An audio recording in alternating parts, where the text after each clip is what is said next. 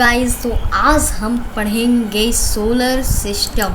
ठीक है, solar system का एक नॉलेज वीडियो है। ये डायरेक्ट शॉर्ट वीडियो है बोल सकते हैं। तो इसमें आप सोलर सिस्टम पूरी अच्छे से तरीके से समझ जाएंगे। आई होप कि आप इसे अच्छे तरीके से समझ जाएंगे। तो चलिए इस वीडियो को जल्दी से जल्दी शुरू करते हैं। ठीक है, तो सबसे पहले हम बात करेंगे सोलर सिस्टम के मुख्य पार्ट सन की। ये जो है ये सन है। ठीक है, ये जो है सन है। तो ये सन जो है ये जो हीट और लाइट जो है ये प्रोड्यूस करता है, हीट और लाइट को देता है अर्थ को। देखिए, मान लीजिए ये सन है और सन लाइट जो है अर्थ पे जाकर पड़ता है। सिर्फ अर्थ पे नहीं पड़ता है, बाकी सब प्लैनेट पे भी पड़ता है, लेकिन अर्थ के बारे में हम चर्चा करते हैं अभी। जैसे ही ये अर्थ पे पड़ता है तो इसका जो हीट और लाइट जो है वो अर्थ को देता है। तो अर्थ के पास अपना कोई भी हीट और लाइट नहीं होता है, ये जो है सीधा सीधी सन से लेता है। ठीक है, तो ये जो है सन का पहले ये रिफ्लेक्ट होता है मून के पास। ठीक है, मून के पास जैसे ही रिफ्लेक्ट होता है, रिफ्लेक्ट होने के बाद अर्थ पे पड़ता है। तो मून के पास अपना लाइट होता है, लेकिन अर्थ के पास अपना लाइट नहीं होता। ठीक है, तो ये सन लाइट के द्वारा लेता है हीट और लाइट। ठीक है, तो अब हम बात करेंगे बाकी सब प्लैनेट्स की भी। तो चलिए बाकी सब प्लैनेट्स के भी नाम देखते हैं और उनके कुछ फैक्ट्स जानते हैं। ठीक है, तो सबसे पहले हम लोग सबसे फर्स्ट मरकरी के बारे में बात करते हैं। ठीक है, मरकरी को हिंदी में बुध भी कहा जाता है, बुध ग्रह। ठीक है, तो मरकरी जो है, मरकरी सन के नियरेस्ट है। ये मरकरी सन के नियरेस्ट है, first planet that is nearest to the Mercury. ये आपको जानते हैं। इसे मॉर्निंग या फिर इवनिंग स्टार भी कहते हैं। ठीक है, इसे मॉर्निंग या फिर इवनिंग स्टार भी कहते हैं। क्यों?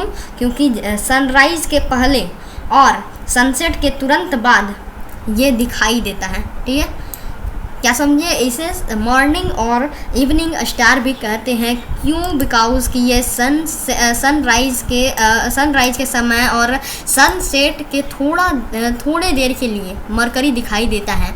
ठीक है, तो इसलिए इसे मॉर्निंग या फिर इवनिंग स्टार भी कहते हैं और मरकरी को बुध ग्रह कहते हैं हिंदी में। ठीक है, अब आता है वेनस। ठीक है, तो वेनस को जो है हम लोग कहते हैं शुक्र ग्रह। अब वेनस को हम लोग शुक्र ग्रह कहते हैं और ये ब्राइटेस्ट मीन्स की हॉटेस्ट प्लैनेट भी बोल सकते हैं, hottest planet of the solar system. अब यहाँ पर मरकरी तो सबसे नज़दीक है। एक फैक्ट है कि मरकरी सबसे नज़दीक है सन से और वेनस जो थोड़ा दूर है। ठीक है, तो फिर भी मरकरी ज़्यादा हॉटेस्ट प्लैनेट नहीं है, लेकिन वेनस ज़्यादा हॉटेस्ट प्लैनेट है। ठीक है, तो Venus is more hotter than the Mercury. Why? ये एक फैक्ट है। तो आप या तो गूगल पे भी सर्च मार सकते हैं या फिर ये साइंस ने सिद्ध किया है कि वेनस जो है सबसे हॉटेस्ट प्लैनेट है पूरे सोलर सिस्टम में। लेकिन वेनस जो है सेकेंड नंबर पे आता है और मरकरी फर्स्ट नंबर पे आता है, लेकिन मरकरी से भी ज़्यादा हॉट वेनस है। ठीक है, अब वेनस जो है, वेनस सबसे हॉटेस्ट प्लैनेट है और मरकरी कम हॉट है रैदर देन वेनस। ठीक है, तो अब ये दो हो गया और तीसरे ग्रह पे आते हैं, that is Earth, our mother. ठीक है, आवर मदर अर्थ जो है इसे हम लोग ब्लू प्लैनेट भी कहते हैं। ब्लू प्लैनेट भी हम लोग अर्थ को कहते हैं। ठीक है, तो ये अर्थ जो है ये ब्लू प्लैनेट क्यों कहते हैं? Because it is full of water.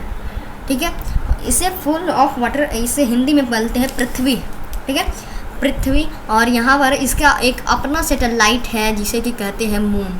ठीक है, एक मून जो है, मून को सैटेलाइट कहा गया है। ठीक है, उसके बाद ये जो है यहाँ पर अर्थ रिवॉल्यूशन कितने दिनों में करता है? रिवॉल्यूशन करता है 365 एंड 1/4 डेज। ठीक है, तो ये है कुछ 4 साल के बाद, ये फैक्ट है कि 4 साल के बाद जो अर्थ का रिवॉल्यूशन होता है, मतलब 4 साल के बाद एक आता है दिन जबकि 366 दिन होता है, मतलब फरवरी में 28 दिन होता है, लेकिन एक साल आता है जिसमें कि 366 डेज होता है, उसको कहते हैं लीप ईयर। ठीक है, तो ये फैक्ट था किसके बारे में? अर्थ के बारे में। और एक और मोस्ट इंटरेस्टिंग फैक्ट है कि जो अर्थ है उस अर्थ और वेनस का एक रिलेशनशिप है। और रिलेशनशिप क्या है? रिलेशनशिप यह है कि अर्थ का जो बहन है वो है वेनस। तो अगले रक्षाबंधन में वेनस जो है अर्थ को राखी बांधेगी। तो ये आपको फैक्ट कैसा लगा कि अर्थ जो है, अर्थ का बहन है वेनस, तो एक रिलेशनशिप है, ठीक है, और इसका एक अपना सैटेलाइट होता है जिसे कि है, जिसको हम लोग मून कहते हैं, ठीक है। अब ये अगला प्लैनेट आता है जुपिटर। जुपिटर द मोस्ट सबसे बड़ा सॉरी, जुपिटर के पहले आता है मार्स। मार्स को कहते हैं मंगल ग्रह, ठीक है।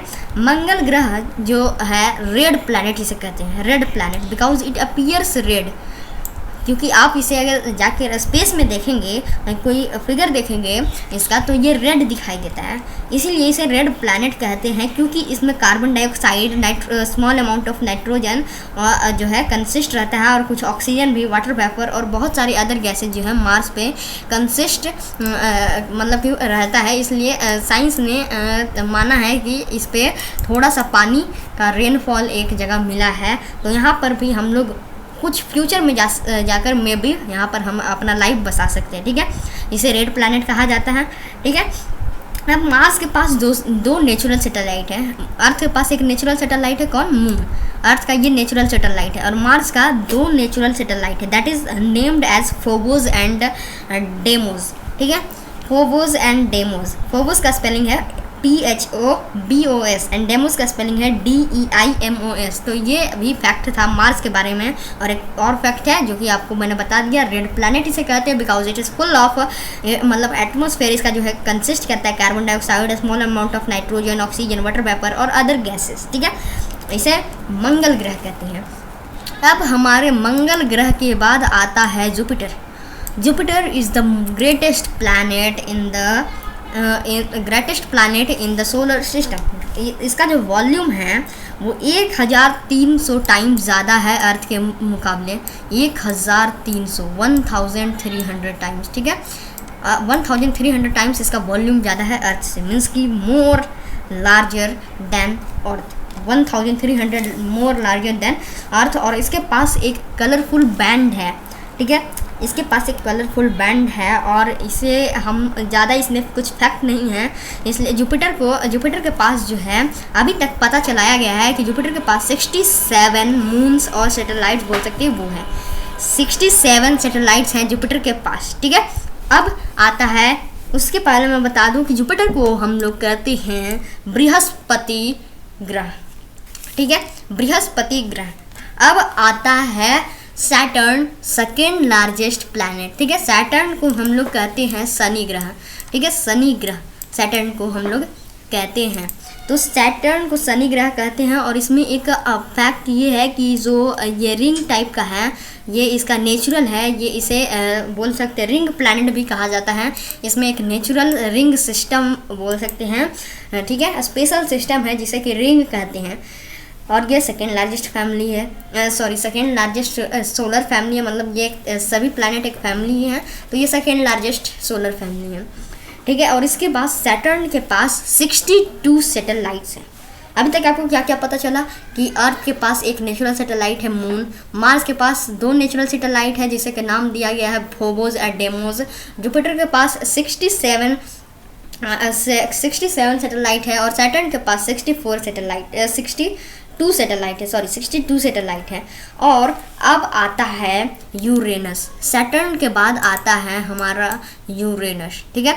तो यूरेनस जो है ये थर्ड लार्जेस्ट प्लैनेट है, ठीक है, थर्ड लार्जेस्ट प्लैनेट है यूरेनस।